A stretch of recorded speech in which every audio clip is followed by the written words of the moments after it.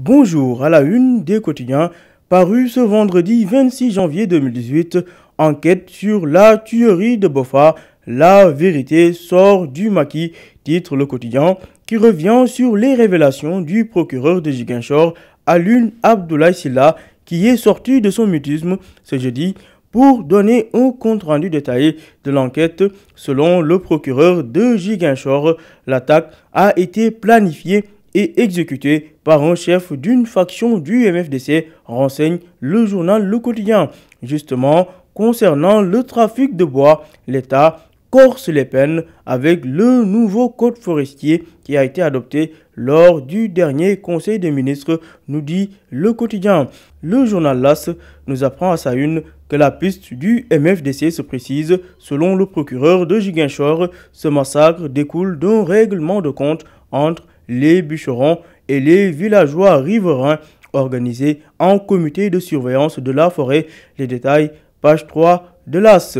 L'AS qui revient par ailleurs sur la grève illimitée décrétée par les concessionnaires du nettoiement qui réclament au moins 8 milliards d'arriérés à l'État. Les ordures risquent d'envahir les rues de Dakar et certaines grandes villes. Enquête, le journal consacre également sa une à la tuerie de Boffa Bayotte, le MFDC dans la gueule de bois.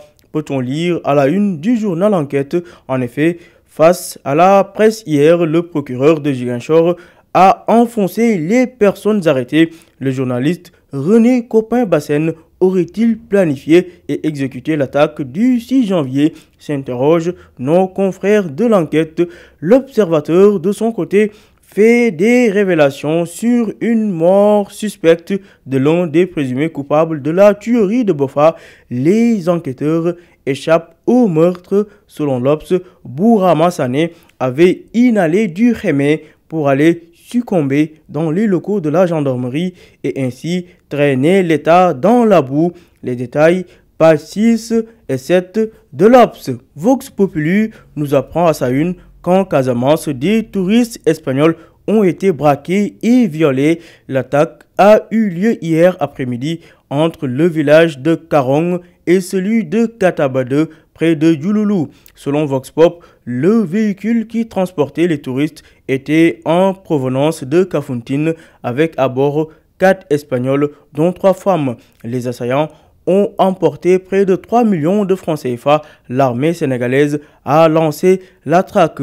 Autre sujet, parlons du message du nouveau khalife général des Mourides, Serigne Mountakha Mbacké, s'adressant à la famille de Touba et aux talibés. Koudem, madem, Koudemoul madem, a déclaré Serigne Mountakha, le khalife qui prend ses distances avec les hommes politiques, nous dit Vox Populi. L'Obs relaie également les vérités de Serigne Mountakha. Rien ni personne ne pourra me divertir, a rajouté Serigne Mountakha Bassirou Mbacké. Troisième jour du procès de Khalifa Sall, la défense de Khalifa Sall a sollicité la nullité de la procédure en brandissant les exceptions sur le réquisitoire introductif du parquet, renchérit Le Quotidien. Le journal Libération évoque à sa une du jour l'affaire de l'orpailleur tué par balle à Kédougou. Le doyen des juges allume les douaniers Kosofal et Abdoulaye Mbeng renvoyés devant le tribunal correctionnel pour coup mortel. Selon Libération, le magistrat instructeur Samba Sall est convaincu de la culpabilité des douaniers. Justement, en parlant de douaniers, usurpation de fonction, un faux douanier a été arrêté. Il s'agirait d'un certain Amdi Mbeng qui s'est fait passer pour un douanier pendant 7 ans avant d'être arrêté par la section de recherche, renseigne le journal LAS. À vos journaux et bonne lecture.